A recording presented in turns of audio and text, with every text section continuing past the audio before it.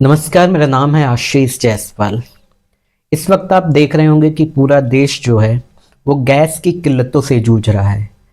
कई जगहों पर ये बताया जाता है कि रेस्टोरेंट्स बंद हो रहे हैं, कई जगहों पे बड़ी बड़ी लाइनें लगी हैं। लेकिन ये सारी चीज़ें जो हैं ये क्यों हो रही हैं, उनके पीछे कारण क्या है? तो इस वक्त सबसे बड़ा कारण तो यही है कि अमेरिका जो है वो कुछ समय पहले आपने देखा होगा वेनेजुएला पर उसने अटैक किया, वहाँ के राष्ट्रपति को उठा लिया और कहीं ना कहीं वहाँ पर उसने अपनी आर्मी या अपनी एक पपेट गवर्नमेंट जो थी वहाँ पे बिठा दी। सेम थिंग उसको लगा था कि ईरान के साथ भी कर लेगा, लेकिन सब उल्टा हो गया। जब शायद 28 फरवरी को जब अमेरिका और इसराइल ने पहली बार अटैक किया, जब उनके सुप्रीम लीडर आयतुल्ला खुमैनी को मारा, तो ये कहा गया कि 2 से 3 दिनों में ये वॉर हम ख़त्म कर देंगे। 2-3 दिन बीतते उसके बाद उन्होंने कहा कि हमने उनके जितने भी ठिकाने थे वो सब तबाह कर दिए हैं, अब कहीं पर बम गिराने का जो है जगह बची नहीं जहाँ पे वो गिराया जाए। खैर यही सब देखते रहे, लेकिन आज 19 तारीख हो चुकी है, 18-19 तारीख हो चुकी है, लेकिन फिर भी अगर देखा जाए तो आज भी जंग जारी है। अमेरिका के जितने भी हवाई अड्डे थे अदर कंट्रीज में, उनको ईरान ने तबाह करने की कोशिश की और कुछ जगहों पर वो सक्सेस भी रहा। ईरान ने यह भी कहा कि जो हमारे पास सबसे खराब मिसाइलें पड़ी हुई थी उनको सबसे पहले हमने जो है इजराइल पर दागा। लेकिन उसमें कहा यह गया कि अब सोचिए कि उनकी स्ट्रेटजी क्या थी। वो ऐसी मिसाइलें थी जो ये मान के चलिए जो खत्म होने वाली थी, जिनका कोई औचित्य ही नहीं था, जो बहुत ज़्यादा लॉस नहीं कर सकती थी। लेकिन उन मिसाइलों को रोकने के लिए इजराइल ने अपने आयरन डोम, जो कि बहुत ही महंगा सिस्टम है, उसका यूज किया और समझिए कि किस तरीके से चकमा दिया गया। अब सवाल यह है कि अमेरिका ये सारी चीजें कर क्यों रहा है? इससे पहले अभी जो हमने वेनेजुएला का बताया, इससे पहले आप देखेंगे इराक। कुछ समय पहले आपने देखा कि सद्दाम हुसैन को जो है किस तरह वहां से वहां की सरकार गिराई गई। वहां उसके बाद अमेरिकन आर्मी ने जो है ऑपरेशन चलाया, उनको उठा लिया गया, फिर अमेरिकन कोर्ट में मुकदमा चला, उसके बाद उनको फांसी दे दी गई और वहां पर फिर यही कहा गया कि उनके पास मास डिस्ट्रक्टिव वेपन्स थे। लेकिन सवाल ये था कि अगर मास डिस्ट्रक्टिव वेपन्स थे तो आज लगभग 20 से 30 साल होने वाले हैं, अभी तक वो मास डिस्ट्रक्टिव वेपन्स जो हैं मिले क्यों नहीं? तो ये सारी चीज़ें जो थी एक बहाना था। इराक जो है वहाँ पे भी पर्याप्त मात्रा में तेल था, इसीलिए अमेरिका चाहता था। उसके बाद आपको पता है वहाँ भी इराक में भी उसकी पपेट गवर्नमेंट है और वहाँ भी वो अपना जो भी तेल पर कंट्रोल है वो कहीं ना कहीं इनडायरेक्टली यूएसए का है। अब पहली बार जो है इजराइल ने ईरान पर जो है जून में बमबारी की थी और इसमें यह कहा गया कि उसके 9 परमाणु ठिकानों को जो है निशाना बनाया गया था। लेकिन जो उसके 9 परमाणु ठिकाने थे उनको निशाना जब बनाया गया तो ये कहा गया कि परमाणु ठिकाने तो ध्वस्त हो गए, लेकिन उसके बाद जब अमेरिका ने लगभग वही 28 फरवरी के आसपास हमला किया, तब भी कुछ न्यूक्लियर ठिकाने जो थे उनको निशाना बनाया गया। लेकिन जो न्यूक्लियर था, जो उनके पास जिस चीज को जो यूरेनियम था, यूरेनियम को वो नष्ट नहीं कर पाए, वो मलबे के अंदर दब गया। अभी भी बताया जा रहा है सुरक्षित है। अब यहाँ पर यह कहा जा रहा है कि जो अमेरिका है वो एक बहुत बड़ा ऑपरेशन चलाने वाला है और ये ऑपरेशन जो है अब तक का जो किसी भी देश में नहीं हुआ, इतना बड़ा ऑपरेशन होगा। उसमें यह कहा गया है कि ईरान के पास लगभग 440 किलो जो यूरेनियम है वो 60% शुद्ध है, और कहते हैं कि अगर 90% यूरेनियम जो है आपके पास शुद्ध हो तो आप न्यूक्लियर बना सकते हो। और 200 केजी जो है वो 20% शुद्ध है। तो ओवरऑल अगर कहा जाए तो लगभग 640 केजी यूरेनियम है ईरान के पास, जिसमें 440 केजी वो है जो कि 60% शुद्ध है, और 220 जो है वो 20% शुद्ध है। मतलब अगर 440 केजी यही अगर वो 90% तक शुद्ध कर लेता है तो फिर ये होगा कि इससे वो 10 न्यूक्लियर बम बना सकता है। और आज की डेट में आप जानते हैं कि एक न्यूक्लियर बम ही तबाही के लिए काफी है, 10 तो बहुत बात की बात। तो कहीं ना कहीं अमेरिका ये चाहता है कि ये न्यूक्लियर बम ना बना पाए, और ईरान का जो IRGC ईरानियन रेवोल्यूशनरी गार्ड जो है, जो एक यूनिट है उनकी, वो लगातार ये दावा कर रही है कि हम आखिरी दम तक लड़ेंगे। इवन यहां तक ये कहा गया कि रूस और चाइना के द्वारा, यूरोप की कुछ कंट्रीज के द्वारा बात की गई कि युद्ध को रोक दिया जाए।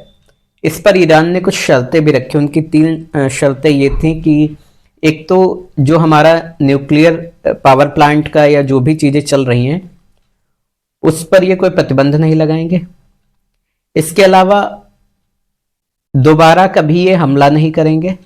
तो ऐसी बहुत सी जो है बातें, शर्तें जो है ईरान लागू कर रहा है।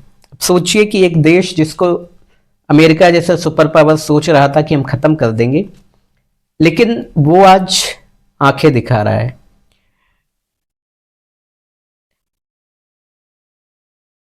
जिस जगह पर 440 केजी यूरेनियम रखी है, इसका नाम है पिकिक्स माउंटेन। पिकिक्स माउंटेन है ये इस्फहान में एक जगह है, वहां पर ये पिकिक्स माउंटेन है, और यहीं पर जो है ये 440 केजी यूरेनियम रखी है। इसके अलावा फोर्टो एक जगह है, नतांज है, नतांज तो बहुत फेमस है ईरान का एरिया।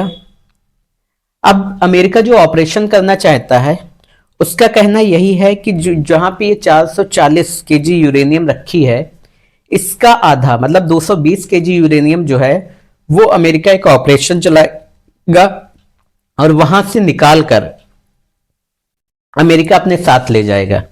लेकिन खुद सोचिए कि किसी भी देश की आर्मी कितनी भी कमजोर हो और सुरंगों में कहीं यूरेनियम रखी हो, तो जब आप वहां पे उतरेंगे उसके बाद जो है खोजेंगे, थोड़ा सा वक्त लगेगा ही। ये कोई घंटे 2 घंटे 5 घंटे का काम है नहीं, कई दिन लग सकते हैं। इसके लिए कहा यह जा रहा है कि अमेरिका ने जो है 1000 सैनिक इसके लिए चाहिए हैं, जो कि उस पर ट्रेनिंग वो लोग कर रहे हैं या मीटिंग्स कर रहे हैं अभी। और ये जो खबर है ये द वर्ल्ड स्ट्रीट जर्नल जो है इसमें पब्लिश भी की गई। ये कहा जा रहा है कि जो सुरंगें हैं वो बहुत चौड़ी हैं और उसमें जो है कंटेनर में, छोटे छोटे कंटेनर्स में जो है यूरेनियम को रखा गया है। अब ये कहा जाता है कि जो ये जगह है यहां पे 10 कंटेनर रखे हुए हैं यूरेनियम के, लेकिन ईरान को इस बात की भनक थी कि ये जो 10 कंटेनर हैं इसमें कहीं ना कहीं जो है अमेरिका निशाना बनाएगा। अब यूरेनियम ऐसी चीज है कि आप वहां उसको नष्ट भी नहीं कर सकते। कई बार साइंटिस्ट ने यह कहा कि अगर उसको पतला कर दिया जाए तो वो जो है फिर उससे न्यूक्लियर बनाना आसान नहीं है। लेकिन अगर वो वहां जाके उसको खोज के उसको पतला करने की कोशिश करते हैं तो इससे क्या होगा कि रेडिएशन इतना तगड़ा होगा कि जो ऑफिसर्स वहां पे होंगे, अमेरिका के जो जवान होंगे, बाकी आसपास का इलाका जो है वो उससे ग्रसित हो जाएगा, और उसके जो इफेक्ट हैं उससे क्या हो सकता है, कितनी हालत खराब हो सकती है, इंसानियत के लिए क्या खतरा हो सकता है, वो हिरोशिमा और नागासाकी से आप जान सकते हैं कि आज भी जो लोग पैदा होते हैं वो कहीं ना कहीं एक बहुत बड़ी बीमारी लेकर पैदा होते हैं वहां पर। सेम कंडीशन यहाँ पर है कि अगर वो अमेरिका ऐसा करता है कि उस न्यूक्लियर को, उस यूरेनियम को वहां पर जो है नष्ट करने की कोशिश करता है, और इलाका जो है वो बहुत ही बताते हैं कि भीड़ भाड़ वाला इलाका है, और वहाँ थोड़ी दूरी पर ये चीज़ें रहती हैं, लेकिन फिर भी अगर वो एरिया वहाँ पे नष्ट करने की कोशिश की गई, क्योंकि ये कंटेनर्स में रखे होते हैं, बहुत टाइटली सील्ड होते हैं, लेकिन अगर ऐसा कुछ होता है तो इससे होगा क्या कि आसपास का जो एरिया होंगे वहाँ के लोग प्रभावित हो सकते हैं, और इससे पूरी दुनिया में ईरान की अमेरिका की थूथू हो सकती है, इजराइल की भी थूथू हो सकती है, और फिर दुनिया कहीं ना कहीं जो अभी तक साथ में है वो भी किनारा कर लेंगे। तो इस पर तो अभी बहस छिड़ी हुई है। 28 फरवरी को जब ये अटैक किया गया, इससे पहले जो है 26 फरवरी को जेनेवा में एक जेनेवा में एक मीटिंग हुई थी, जहां पे विटकॉफ थे। विटकॉफ ये डोनाल्ड ट्रंप के दामाद हैं, और इसके अलावा जो है एक ईरान के मिनिस्टर भी थे। उनके बीच में ये बात हुई थी कि अमेरिका उनको ये कह रहा था कि अपनी जो यूरेनियम है वो अमेरिका के हवाले कर दो, इसके बदले जो है हम तुम्हें ऐसी जो लो क्वालिटी की यूरेनियम है वो दे देंगे, जिससे तुम बिजली और मेडिकल सुविधाएं में जो यूज होती है, आप बिजली बनाइए, आपको मेडिकल सुविधाओं में चाहिए तो वो मिल सकती है। ईरान का कहना यह था कि जो हमारे पास 60% तक शुद्ध यूरेनियम है, हम कोशिश करेंगे कि हम उसको 60% तक शुद्ध ना करें, लेकिन हम वहां से यूरेनियम को निकलने नहीं देंगे। और ये बताया जाता है कि जिन ये जो सुरंगें हैं जहां पर इनको रखा गया है यूरेनियम को, तो जहां पर 10 बॉक्स रखे हैं उसके आसपास ये कहा जा रहा है कि हजारों और सेम तरह के बॉक्स रख दिए गए हैं। अब सोचो कि जब 1000 बॉक्स रखे हो, उनमें 10 कहीं पर वो हैं, तो जब आप घुसेंगे, खोजेंगे, तो पता कर पाना भी बड़ा मुश्किल हो जाएगा। तो ये ऑपरेशन इतना आसान नहीं है। अमेरिका जब ये मीटिंग कर रहा था तो उसने ये भी देखा कि क्या क्या चैलेंजेस आ सकते हैं। तो पहली चीज तो यही है कि वहां पर एक टेम्परेरी एयरपोर्ट बनाया जाए, और जब आप किसी देश में टेम्परेरी एयरपोर्ट बनाएंगे तो ऐसा तो है नहीं कि पैराशूट से उतर जाएंगे और बना के चले जाएंगे, तो उसके लिए भी हम कहते हैं बहुत स्पीड में करोगे तब भी 6 से 7 घंटे चाहिए, और जब आप किसी की सरजमी पर ऐसा करोगे तो ऑब्वियस सी बात है, जो उनकी IRGC है, ईरानियन रेवोल्यूशनरी गार्ड है, वो अटैक जरूर करेंगे, उनकी और भी फौज अटैक करेगी। तो उससे बचने के लिए जो है इन लोगों अमेरिकन सोल्जर्स का होना भी वहां पे जरूरी है। लेकिन बात यह है कि कितनी देर तक आप वहां पे टिक सकते हैं। तो ये सारी चीजें जो 9 जगहें हैं ईरान की जहां पर जो है ये न्यूक्लियर इनके ठिकाने हैं, उसमें एक नतांज है जो कि हमने बताया सबसे बड़ा परमाणु सेंटर है। फोर्डो है, ये एक पहाड़ी इलाका है, कहा जाता है कि पहाड़ों को काट काट कर जो है उनसे ये बनाया गया है। इस्फहान है, और खोंदाब है, ये जो है वाटर रिसर्च सेंटर है। इसके अलावा तेहरान रिसर्च सेंटर है, बुशहर है, और करज है, रगंद है, और परचिन है। ये सब जगह हैं जहां जो है इनके रिसर्च सेंटर हैं।